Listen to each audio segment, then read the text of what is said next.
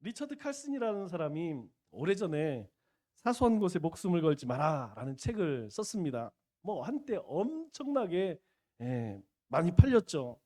그래서 사람들 가운데 목숨 걸지 말라 시리즈가 유행할 때가 있습니다. 그래서 우리도 그런 말 많이 하죠. 뭐 사소한 거에 목숨 걸지 마라. 게임에 목숨 걸지 마라. 직장에 너무 목숨 걸지 마라. 남친에 여친에 너무 목숨 걸지 마라. 푼돈에 목숨 걸지 마라. 이런 이야기를 들어오면 뭐 제목만 들어봐도 공감이 되어지죠. 사람은 사람으로서 살아갈 수 있도록 중심을 잡아주는 중요한 것이 있습니다. 사람이라면 그 중요한 중심 가치에 사실 목숨을 걸고 살아야 하는 것이죠. 그 중심에서 멀어질수록 사소한 거예요. 나에게 중요한 것이 있습니다. 그 중요한 것에서 멀어질수록 사소한 거니까 그거 너무 마음에 들 필요 없다는 것이죠. 그런 사소한 것에 마음을 자꾸 빼앗기면 인생이 낭비된다는 것이죠. 여러분, 쓸데없는 것에 신경 쓰면 우리 에너지가 얼마나 많이 소비됩니까? 지난주에 우리 권사님 한 분이 갑자기 담석이 생겨서 오래 생겼죠. 오래전부터. 그런데 진단이 안 되다가 이제 수술을 하게 되었어요. 수술한 날 오후에 이제 또 이렇게 찾아가서 얼굴을 뵈니까 반은 송장이더라고. 반은 죽었어. 벌써 천국에 몇 번 갔다 온 것 같아요. 여러분, 뭐 큰 수술은 아니에요. 그렇게 큰 수술 아닙니다. 뭐 죽고 사는 그런 거 아니에요. 그런데 우리가 그 병원에 가서 진단을 받고 수술을 하고 누워 있으면 이제 뭐 별의별 생각이 다 드는 거예요. 그럴 때 여러분 어떻습니까? 우리 애간장이 막 높나 그랬죠? 막 죽는 것 같아요. 사실 죽는 거 아니지만 그런데 그 다음날 가보니까 이제 아마 의사가 수술 잘 되고 잘 회복됩니다. 이제 이런 얘기 했겠죠? 얼굴이 확 폈어. 그 다음날 또 보니까 이제는 완전히 살아났더라고요. 여러분 그렇습니다. 우리가 사소한 것 별거 아닌 것에 너무 마음을 쓰면 여러분 우리가 뼈가 녹아요. 우리의 마음이 상합니다.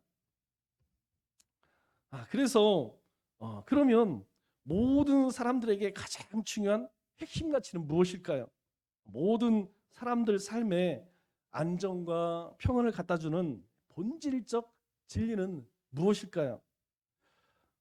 다행히 이 진리는 그렇게 복잡하지 않습니다. 그렇게 어렵지 않다는 것이죠. 그것은 하나님 중심이라는 것이죠. 오직 하나님 중심. 사람은 사실 모든 것에서 인간의 위대함을 찾으려고 그래요. 그래서 여러분 기네스북이라는 게 생겼죠. 이 기네스북을 보면 별 황당한 그런 기록들이 굉장히 많습니다. 그 기록이 뭐예요? 야, 우리는 위대하다. 인간은 위대하다. 여러분 입 많이 크게 벌리는 게 위대한 거예요. 그런데 이분은 전 세계에서 입을 가장 크게 벌리는 분입니다. 이걸 또 해서 자루채.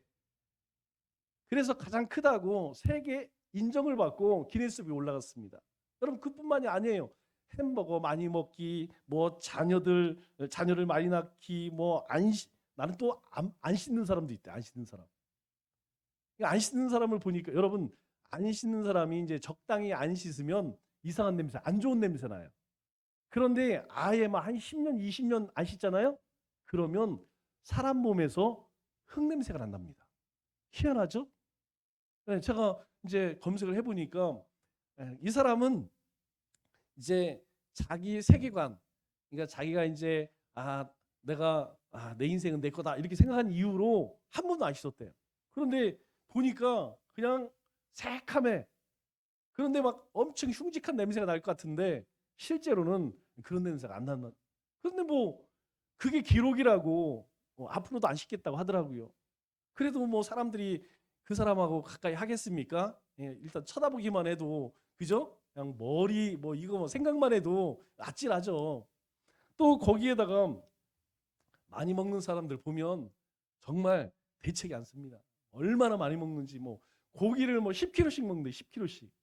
저도 유튜브를 가끔 보면 여자 유튜버인데 뭐 어마어마하게 먹습니다. 먹어도 배가 안 부르대요. 괜찮대요. 먹으면서 소화가 되는 건지. 그런데 여러분, 이런 것들은 영원한 것이 아니라는 거예요. 여러분, 이것이 뭐가 중요하겠습니까? 그거 그렇게 중요한 거 아니라는 것이죠. 뭐 씻으면 어떻고 안 씻으면 어떻고, 그리고 입을 크게 벌리면 어떻고 안 벌리면 어떻고, 자녀를 많이 낳으면 어떻고 안 낳으면 어떻고, 여러분 조금 먹으면 어떻습니까? 그거 큰 문제 아니라는 것이죠. 그러나 사람이 진짜 목숨 걸어야 할 일이 있다는 것이죠. 그것이 무엇이냐면 하나님이라는 것입니다. 사소한 것에 목숨을 걸지 말고 우리 인생의 가장 중요한 하나님께 목숨을 걸 수 있어야 한다는 것이죠. 왜 그렇습니까? 그것은 모든 사람은 하나님을 믿고 구원받아야 할 존재이기 때문이라는 거예요. 하나님께서 우리에게 은혜를 베푸시고 그 구원의 은혜를 덧입지 않으면 뭐 이 세상에서 아무 큰 벼슬을 하고 위대한 일을 했다 할지라도 결국은 하나님의 진노와 심판을 피할 수 없다는 것이죠. 그래서 우리 인생은요, 우리 인간은요, 하나님이 가장 중요합니다. 하나님을 만나면 내가 어떤 존재임을 깨닫게 되고, 내가 어떠한 삶을 살아야 하고, 그리고 가정에서, 삶의 터전에서 내 역할이 무엇인지, 내가 무엇을 쫓아 살아야 하는지 깨닫게 되는 것이죠. 여러분, 그때 삶의 기쁨을 누리는 게 아니겠습니까? 보람을 느끼잖아요. 우리가 그 가치를 알 때에 우리가 열심히 일하고 수고하는 그 보람을 느끼게 되는 것입니다. 그리스도인은 시련이 강할수록 영적으로 더 예민해지고 깊이가 깊어지죠. 더 단단해집니다. 여러분, 세상 사람들은 시련이 찾아오면 다 나자빠져요. 그러나 그리스도인들은 마치 철처럼, 여러분 이 철은 어떻습니까? 두드리면 두드릴수록 더 단단해져요. 그리스도인이 그렇다는 거예요. 우리의 삶에 시련이 찾아오면 시련이 찾아올수록 우리는 더 단단해지고, 그리고 더 민감해지고 하나님에 대해서 더 깊어진다는 것이죠. 이 강력한 영적 체험은 이 힘겨운 시련의 때에 등장을 합니다. 성경에서 볼 수 있는 하나님의 사람들의 영적 체험 역시 한결같이 시련의 때, 위기의 때에 있었죠. 이스라엘 백성들에게 있어서 가장 큰 시련 때가 언제였느냐?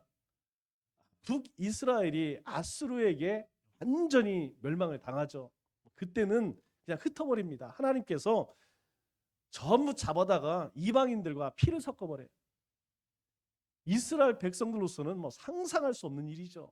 차라리 죽는 것보다 죽는 게 낫지, 이방인들과 피를 섞은다는 것은 그건 뭐 굴욕이죠. 굴욕이 뭐 상상할 수 없는 일이었죠. 또 남유다는 어떻습니까? 남유다는 바벨론에 의해서 다 포로로 끌려가게 되죠. 북이스라엘은 완전히 망해버리고 남유다는 망해서 포로를 끌려가서 이방 땅에서 70년을 보내는, 그때가 이스라엘 역사 가운데에서 가장 고통스러운 그런 때였습니다. 그래서 그때에 하나님께서는 이스라엘 가운데에 많은 선지자들을 보내셨습니다. 가장 많은 선지자를 보낼 때가 언제냐? 바로 이 북왕국과 남왕국이 멸망에 갈 때에 하나님께서는 집중적으로 선지자를 보내주셔서 하나님의 뜻이 무엇인지, 그리고 하나님이 어떻게 심판하시고 어떻게 회복시킬 것인지 그들을 통해서 알려주십니다. 참 이상하죠? 하나님께서 이렇게 하시는 이유가 뭡니까? 하나님께서 내가 너희를 미워한다, 너희를 내가 가만히 안 두고 다 심판하고 아주 박살내겠다, 이게 하나님의 뜻일까요? 아니죠. 만일 하나님의 뜻이 그렇다면 선지자 보낼 것도 없습니다. 그냥 소돔과 고모라처럼 불배랑 내려서 멸하시면 그만이에요. 그런데 하나님의 뜻은 그게 아니었다는 것이죠.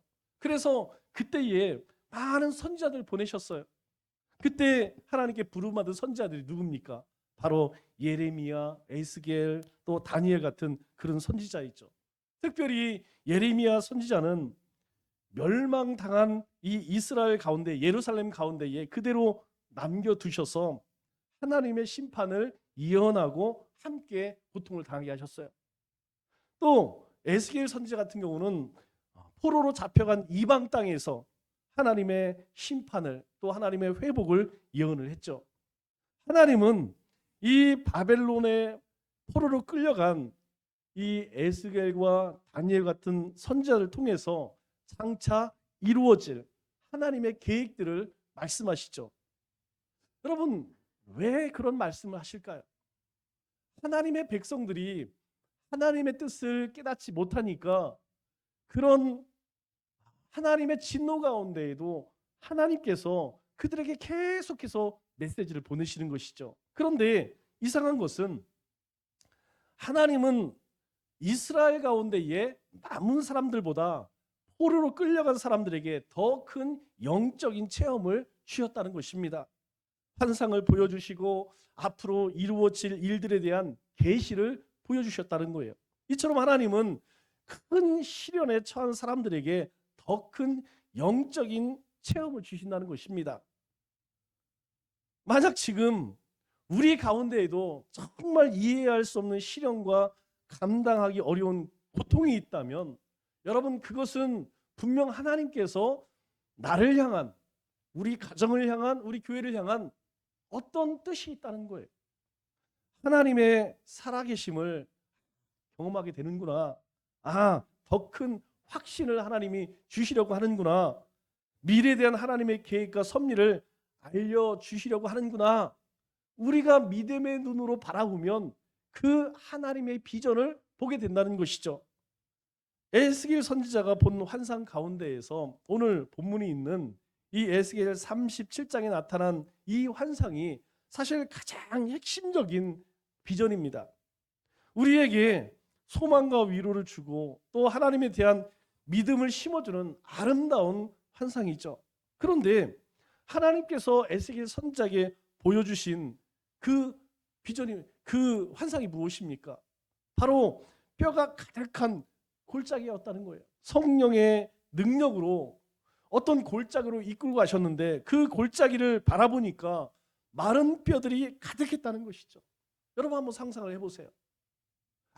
아무도 없는 어떤 골짜기에 갔는데 그 골짜기에 온통 해골만 있다. 여러분 섬찟하지 않겠어요? 얼마나 무섭겠습니까? 여러분, 뼈들이 많다라는 이야기는 수많은 사람이 죽임을 당했다, 이 의미 아니겠습니까? 여러분, 이 뼈다귀들이 어디서 나왔겠어요? 누군가 죽었기 때문에 생겨난 거 아니겠습니까? 그런데 그 마른 뼈들이 이 골짜기 가운데 가득했다는 거예요. 여러분, 이 뼈는 누굴까요? 바로 하나님의 진노 가운데 죽임을 당한 그런 사람들이겠죠. 또 뼈들이 말랐다는 것은 이 뼈들이, 이 시신들이 아주 오랫동안 버려졌다, 방치되었다, 그런 의미일 것입니다. 또한 이 마른 뼈들은 소망이 없는 가장 대표적인 모습이라는 것이죠. 여러분, 이 마른 뼈에 생명이 있습니까? 소망이 있습니까? 뭐 비전이 있겠어요? 여러분, 이 마른 뼈는요, 아무런 생명도 소망도 없는 거예요. 우리의 삶에 깊은 절망이 찾아올 때 여러분 어떻습니까? 우리의 피가 마르고 뼈가 마르죠. 그래서 하나님께서 지금 이스라엘을 향해서 겉으로는 그들이 멀쩡해 보여도 속으로는 마치 마른 뼈와 같이 절망적인 상황을 그들에게 보여주시는 것이죠. 그래서 11절에 이렇게 말씀을 합니다. 인자야, 이 뼈들은 이스라엘 온 족속이라. 여러분, 이 뼈다귀가 누구냐? 바로 너희야, 너희. 이스라엘 백성들, 너희들의 모습이 이 마른 뼈와 같아. 그렇게 하나님 말씀하시죠. 하나님께서는 소망이 완전히 사라진 이스라엘 백성들이 이 골짜기에 널려 있는 마른 뼈와 같다, 이렇게 말씀을 하십니다.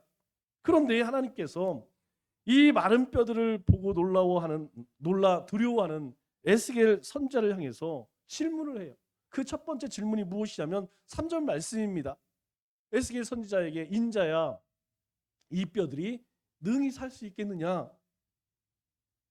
여러분, 아무리 에스겔 선지자가 믿음이 좋다 하더라도 지금 이 뼈는 누구라고 이야기했어요? 이스라엘 백성들의 모습이라고 했어요. 그런데 그 모습을 보면서 하나님, 이 뼈들이 당연히 살아나겠죠. 여러분, 그렇게 대답하기는 쉽지 않다는 것이죠. 하나님의 부르심을 받은 에스겔 선지자지만 여러분, 그렇게 하나님 앞에 쉽게 대답하기 어려운 질문이에요. 왜냐하면 그래서 하반절에 뭐라고 이야기합니까?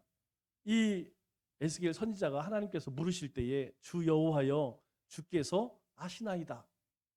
여러분 이 내용을 가만히 보면 어떤 내용이냐면 그런 거예요. 우리 이제 가끔 여자분들이 아내분들이 남편에게 물어요. 자기야, 여보, 당신은 나를 사랑해? 이렇게 물어보죠. 그럼 이제 남편들은 그때부터 머릿속에서 이제 막 생각을 합니다. 아니 도대체 이분이 왜 이렇게 물을까? 의도가 뭔가? 여러분 정답은 뭘까요? 당연히 어마어마하게 사랑하지 이렇게 해야 되는데 그렇게 얘기하는 사람들이 거의 없습니다. 남자들이 뭐라고 이야기하면 알잖아. 그걸 말로 해서 여러분 그렇게 빙빙 돌려 얘기해요. 그냥 내가 당신 사랑해 이렇게 하면 되는데 그렇게 안 하고 쓸데없는 소리 안 해 이렇게 하죠. 여러분 그러면 사랑하지 않는다는 말입니까? 사랑한다는 거예요. 그런데 그렇게 얘기를 못하는 거예요. 왜? 쑥스러우니까. 왜? 평상시에 안 하다 보니까. 지금 에스겔 선지자가 이 뼈들이 살겠느냐? 예, 살겠습니다. 아니면 어떻게 살아나겠습니까? 이렇게 얘기해야 되는데 하나님 잘 모르겠어요. 이러면 또 왠지 책망받을 것 같으니까 하나님이 아시잖아요. 우리 조선시대에 죄인들을 잡아오면 요즘에는 증거 위주 재판을 하잖아요. 증거 없으면 뭐 구속 못 시킵니다. 근데 예전에는 안 그랬어요. 그냥 잡아다가 이제 주리를 틀고 또 막 이제 엉덩이를 때리면서 뭐라고 이야기죠? 내 죄를 내가 알렸다. 내 죄를 내가 어떻게 알아? 내 죄를 안 졌는데. 여러분 예수님께서 부활하시고 제자들을 만나셨어요. 그리고 같이 이렇게 조반을 드시면서 베드로에게 묻습니다. 베드로야, 네가 나를 사랑하느냐? 그런데 베드로가 그 질문을 받을 때에 그냥 찔리는 게 있죠. 예수님 몰라요. 예수님 몰라요. 3번이나 부인했는데 예수님께서 하필이면 그 아픈 천국을 찌르는 거야. 그러면 예수님, 제가 예수님을 엄청 사랑합니다. 이러면 되는데 뭐라고 얘기해요? 제가 주님을 사랑하는 줄 주님이 아십니다. 그 얘기 뭐예요? 지금 슬그머니 하나님께 대답을 넘기면서 회피하는 거죠. 자신이 없는 거예요. 정말 사랑합니다. 그렇게 이야기할 수 있지만 주님이 제가 사랑하는 줄 주님이 아십니다. 이 마른 뼈가 살아날 줄 하나님이 아십니다. 그런데 하나님께서 왜 이 질문하셨을까요? 하나님께서 왜 이 뼈들이 살아날 수 있느냐 이렇게 물으실까요? 그것은 하나님께서 이 뼈들을 다시 살리시겠다는 것이죠. 하나님께서 나 이거 못 살리겠어. 나 이거 살릴 필요가 없겠어. 그럼 물어보셨겠어요? 아니라는 것이죠. 하나님은 이미 이 뼈들을 살리기로 작정하셨어요. 그리고 묻습니다. 에스겔에게 이 뼈들이 살겠느냐? 우리는 이 골짜기 가득한 뼈들을 보면서 그저 놀랍고 두렵고 섬뜩한 생각을 하지만 하나님께서는 거기에 그치지 아니하시고 하나님은 그 뼈를 다시 살리기를 원하셨다는 것이죠. 하나님이 질문을 던지시는 이유는 언제나 회복을 기대하시기 때문이에요. 그래서 묻습니다. 하나님께서는 항상 하나님께서 어떤 일들을 행하실 때에 그 일들 가운데 부름받은 하나님의 사람들에게 묻는다는 거예요. 오늘 우리에게도 마찬가지예요. 너희가 정말 부흥하기를 원하느냐? 여러분 우리에게 묻습니다. 너희가 정말 건축하기를 원하느냐? 너희 가운데 정말 잘 되기를 원하느냐? 너희가 정말 전도하기를 원하느냐? 너희가 정말 한 영혼을 사랑하느냐? 하나님은요 우리에게 먼저 물어보세요. 창세기 1장에 보면 3장에 보면 아담과 하가 선악과를 따먹죠. 그리고 하나님께서 그들을 찾아가십니다. 그리고 가장 먼저 뭐라고 하셔요? 내가 어디 있느냐? 내가 어디 있느냐 하나님이 모르셔서 물어보실까요? 아니라는 거예요. 내가 어디 있느냐?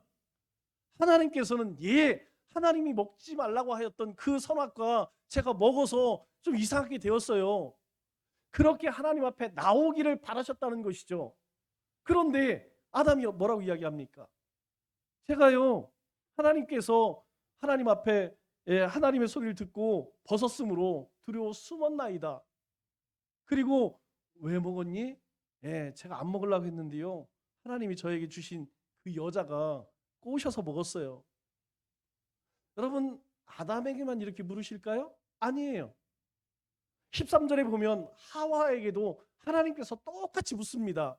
내가 어찌하여 이렇게 하였느냐? 야, 네 남편의 이야기를 들어보니까 네가 아담에게 저거 먹으라고 했다며? 그러니까 이 하와가 뭐라고 이야기하죠?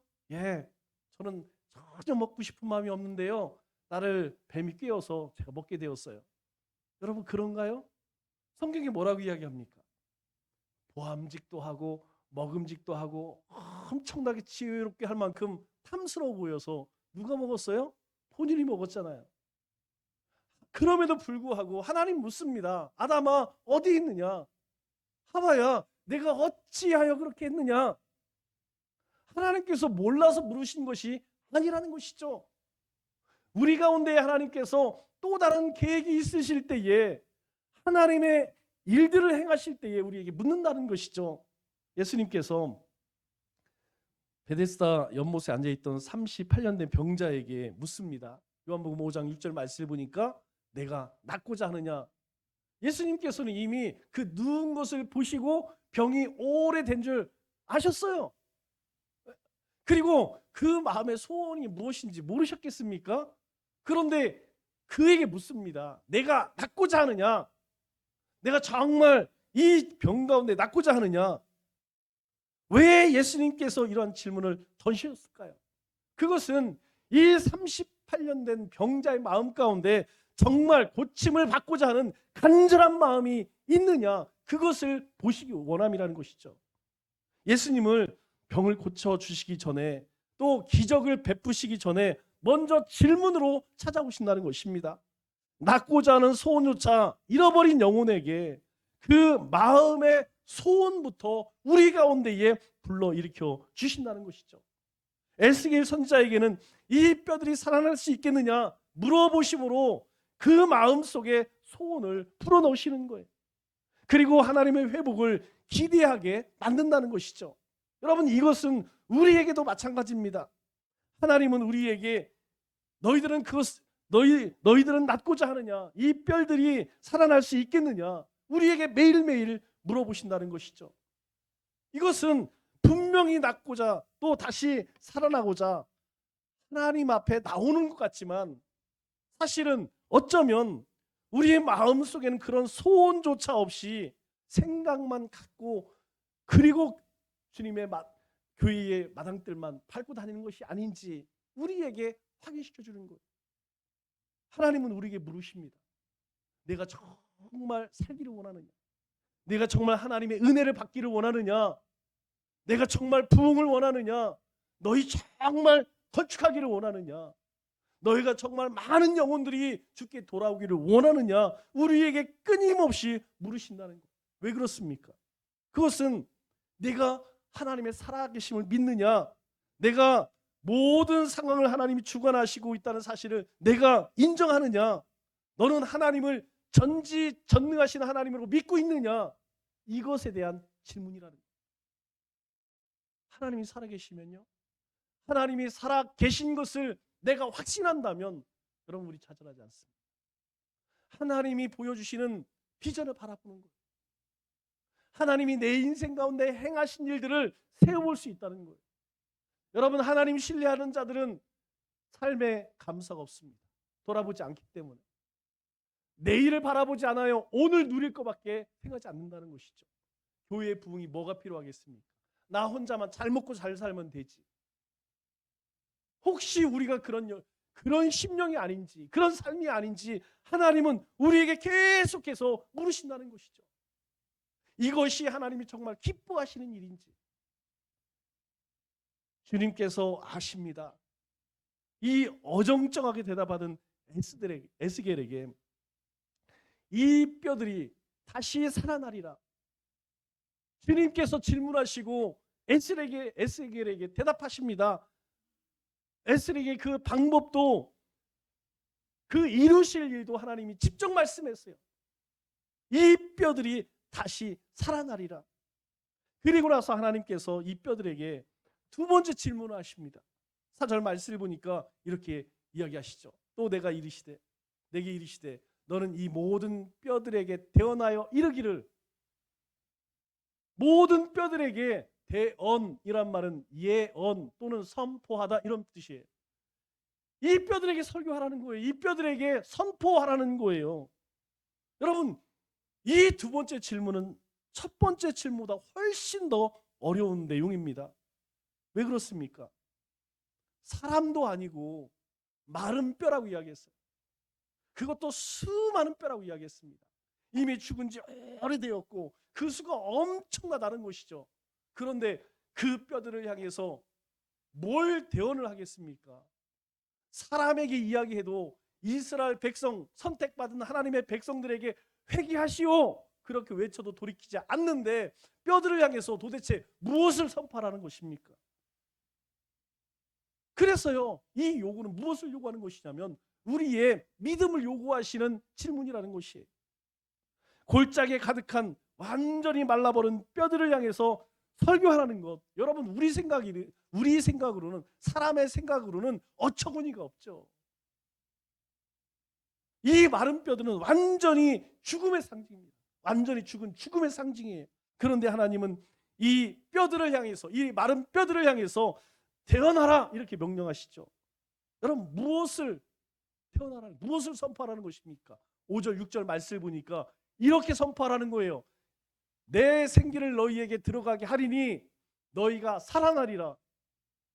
여러분, 이 골짜기에 있는 마른 뼈들이 내 생기가 들어갈 것이고 너희들은 살아날 거야 그렇게 외치라는 것이죠. 또 너희 위에 힘줄을 두고 살을 입히고 가죽을 덮어 너희 속에 생기를 넣으리니 너희가 살아나리라. 또 내가 여호와인 줄 너희가 알리라 하셨다 하라. 하나님은 생명과 창조의 역사를 그대로 이룰 것이다 이렇게 말씀하시는 것이죠. 하나님이 우리를 만드실 때 어떻게 만드셨습니까? 흙으로 빚으시고 생기를 불어넣어 살아있는 사람이 되게 하셨어요. 생명이 되게 하셨어요. 마찬가지로 이 마른 뼈에 힘줄을 붙이고 살을 붙이고 살갗을 덮으시고 그 안에 생기를 불어넣을 것이다 이렇게 말씀합니다. 그리고 뭐라고 말씀하세요? 다시 살아나요. 너희 마른 뼈들은 다시 살아나리라 이렇게 말씀하세요. 여기에 살아나는 생기의 비밀이 있다는 것이죠. 하나님의 생기가 부어질 때, 하나님의 영이 부어질 때 첫 번째 살아나는 존재가 될 것이다. 생명 없는 존재, 소망 없는 존재에서 이제 살아나는 존재가 될 것이라는 거예요. 또 뭘 얘기합니까? 또 내가 여호와인 줄 너희가 알리라. 너희가 나를 하나님인 줄, 여호와 하나님인 줄 알게 될 것이다 이렇게 말씀하는 것이죠. 여러분, 그 여호와는 누구십니까? 세상을 만드신 분이에요. 다스리시는 분입니다. 그뿐만이 아니라 우리의 생사화복을 주관하시는 분이에요. 이스라엘 백성들은 그들을 택하고 약속의 땅으로 인도하고 그 땅을 약속대로 두셨고 그리고 그들 가운데 축복하신 하나님이에요. 너희 가운데에 하나님의 생기가 임하면 살아날 것이다. 그리고 하나님이 누군지 알게 될 것이다. 여러분, 이 말씀은 오늘 우리에게도 동일하다는 거예요. 하나님의 생기가, 하나님의 영이 우리 가운데 임하면, 여러분, 여기서 이야기하는 생기가 무엇입니까? 여기서 이야기하는 생기를 영어 성경을 보니까 브레스, 숨이라는 뜻이에요. 하나님께서 사람을 만드시고 하고 부르셨죠? 그때 그 말씀입니다. 하나님의 영이에요. 하나님의 영. 죽은 것도 우리 인생 가운데 하나님께서 생기를 불어넣으시겠대요. 그래서 우리의 삶을 살리시고 우리로 하여금 세상의 만왕의 왕은 만유의 주는 하나님이시구나 이걸 알게 하시겠다 그렇게 말씀하는 것입니다. 에스겔 선지자는 하나님의 명령대로 대언을 합니다. 그러자 여러분 어떤 일이 일어납니까? 10절 말씀을 보니까 내가 그 명령대로 대언하였더니 생기가 그들에게 들어가매 하나님의 생명이 하나님의 영이 그들 가운데 들어가매 그들이 살아나서 일어나 큰 군대를 이루었다. 이렇게 말씀합니다. 살아났을 뿐만 아니라 큰 군대를 이루었다. 이전에는 절망과 죽음의 상태에서 이제 희망과 생명의 상태로 바뀌었다. 이렇게 말씀하고 있어요. 하나님의 말씀이 대언되고 하나님의 영이 그 가운데 임하시면 새 생명의 역사가 일어난다는 것이죠. 하나님은 지금도 이 창조의 역사를 마른 뼈 같은 우리 인생 가운데 행하기를 원하신다는 것입니다.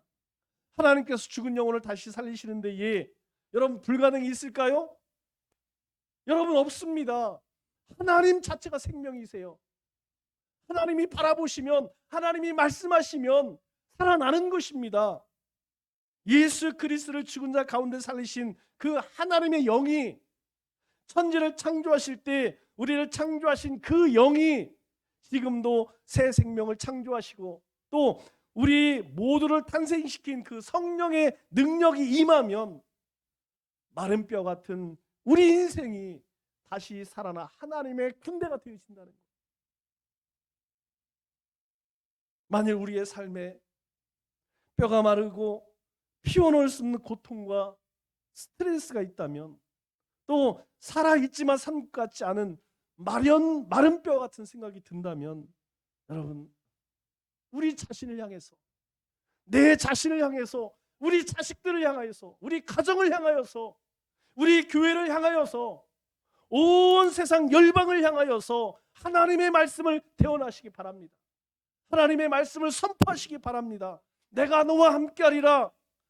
여호와는 나의 목자시니 내게 부족함이 없으리로다. 나는 전능하신 하나님이라. 나는 너의 하나님이다. 내가 너를 지키고 너와 함께하리라. 이 하나님의 말씀을 우리의 삶에 우리의 가정에 우리의 자녀들 가운데 선포하시기 바랍니다. 그러면 마른 뼈 같은 우리 인생이 우리의 영성이 우리의 생명이 그리고 이 나라와 이 민족이 그리고 이 코로나 재앙 속에서 신음하는 모든 세상 열방이 다시 살아날 것이라는 거예요. 말씀을 맺겠습니다. 우리에게는 예수 그리스도의 부활의 증거가 있고 그 부활의 약속이 있습니다. 그리스도의 흔적이 우리의 삶 가운데 있어요. 그러므로 우리는 마른 뼈가 다시 살아날 수 있다는 믿음으로 힘차게 나가야 합니다. 하나님의 말씀과 성령을 의지하는 자는 결코 낙심하거나 좌절하지 않고 반드시 새 힘을 얻게 될 것입니다. 올 한 해 마른 뼈가 살아남과 같이 우리 영이 살아나 하나님의 군대로 이 황폐해져가는 세상에 빛과 소금으로 또 소망이 되어 살아가는 우리 믿음의 권속들 다 되시기를 주님의 이름으로 축원합니다.